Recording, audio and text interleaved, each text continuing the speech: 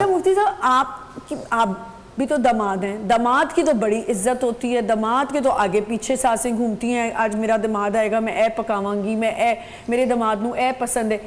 آپ ہم تو ترس گئے اپنی ساس کے ہاتھ کا کھانے کو. مفتی صاحب یہ تو پھر آپ کی ساس سے مجھے پوچھنا پڑے گا کہ ایسا ہے کہ نہیں. وہ اصل میں بزرگ خاتون ہے اور عمر ان کی کافی ہے. جب آپ کی شادی کی ہوگی تب تو وہ تھوڑی سی ینگ ہوگی. نہیں، وہ چونکہ قریب فیملی ہے تو اس لیے کوئی تو زیادہ اس کا مطلب یہ ان کو دکھ ہے کہ ان کے لیے پائے نہیں پکے، ان کی پروٹوکول نہیں ہوئی. کوئی ہوتا ہی نہیں ہمارا پروٹوکول. میں تو آن ایئر بول رہا ہوں، بس ٹھیک ہے گئے سلام دعا کر لی، بس اتنا ہی ہوتا ہے. پروٹوکول وغیرہ ہمارے یہاں یہ چیزیں نہیں ہیں. آپ کے گھر والے کیا آپ کی بیگم کو پروٹوکول دیتے ہیں؟ وہ گھر کی مالکن ہے، اس کو تو اس کی اجازت سے گھر چلتا ہے. تو الحمدللہ ہمارے گھر میں کوئی مطلب آپ کو میں دعوت دیتا ہوں، آپ آئیے دیکھیے. تو یہیں کلفٹن میں گھر ہے، کوئی ایسا وہ نہیں ہے. آپ کیوں اگر ایک سیکنڈ مفتی صاحب اگر کہیں دور بھی ہوگا تو ضرور آئیں گے. نہیں آپ نے کیوں کہا مفتی صاحب؟ آپ نے خود ہی ڈیسائیڈ کر لیا.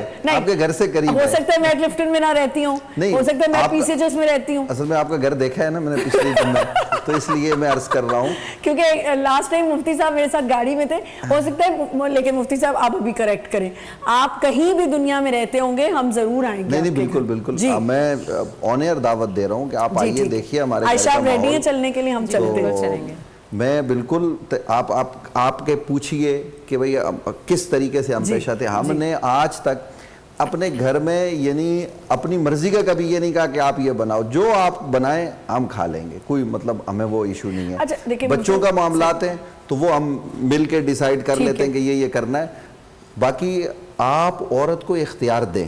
جی میں یہاں جتنے ناظرین مجھے سن رہے ہیں، یہ اپنی بات ہم نے چلے لائٹر نوٹ پر کر دی، لیکن میں یہ گزارش کرنا چاہتا ہوں کہ خدا کا واسطہ جس بچی کو آپ بیاہ کے لا رہے ہیں نا، اس کو آپ اس کے سر پہ ذمہ داریوں کے بوجھ جو ڈالتے ہیں نا وہ نہ ڈالیے. آپ اس کو اختیار دیجئے اور اس کو یہ اختیار دیجئے کہ آپ یہ کر سکتی ہیں، یہ کر سکتی ہیں، اس کی چوائس پر چھوڑیے.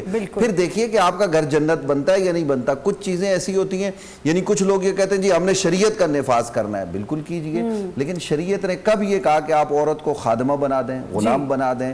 مطلب آپ اس کے بیماری کے ایام میں اس کے ساتھ کیا سلوک کرنا ہے، اس کے سر میں درد ہے، وہ کتنا کام کر سکتی ہے، وہ کتنا کام نہیں کر سکتی، اس کی ہسٹری کیا ہے، یہ چیزیں تو دیکھی نہیں جاتی. تو جب یہ ساری چیزیں آپ کے پیش نظر ہوں گی، جو میں نے آپ کو پہلے کہا نا ہم کف میں رشتہ کرو، تو اس میں پتہ ہوتا ہے کہ یہ میری برابری کی ہے، تو وہ برابری کی بنیاد پر آپ کے ساتھ بات بھی کر سکتی ہے.